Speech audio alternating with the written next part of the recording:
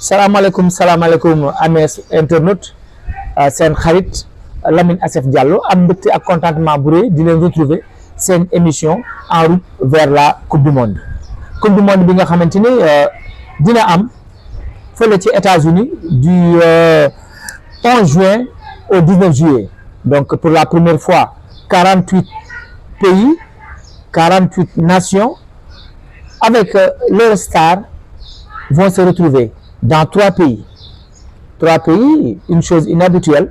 Donc ce sera aux États-Unis, au Canada et au Mexique. Cette Coupe du Monde qui a un long passé, une histoire de grands noms. Ay footballeurs yu am talent, ay footballeurs yu mag jaar nañ fa.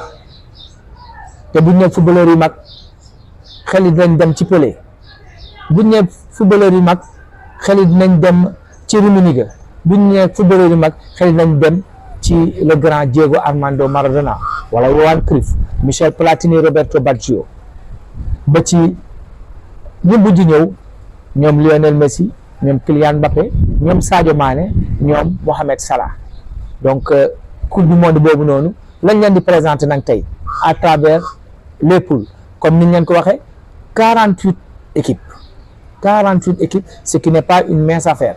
te l'Afrique est fortement représentée avec 10 nations pour la première fois. Donc, ci poule yi, poule A, ce sera le Mexique, l'Afrique du Sud, la République de Corée et les Tchèques. Pour la poule B, ce sera le Canada, le Qatar, la Suisse et la Bosnie-Herzégovine. Bosnie bi nga xamante ni Dzeko fa la nekk à 40 ans à porter équipe bi éliminer Italie. Donc Italie pour la 3e fois d'affilée Italie du ñëw coupe du monde mu nekk un grand séisme sur la planète foot ba tax na sax seen entraîneur Gattuso rendre na le tablier mais nag moom it maa ngi dégg aussi tamit ci ay information mi ngi ŋàññi bay ŋàññi sax les équipes africaines mais nag moom dañ koy wax rek li ko métti teguñu ko donc ñoom les Italiens nañ dem gën a defarwaat ndax nag l'Italie est une grande nation de football. Pour la poule C, on aura le grand Brésil, l'équipe la plus titrée avec 5 coupes du monde.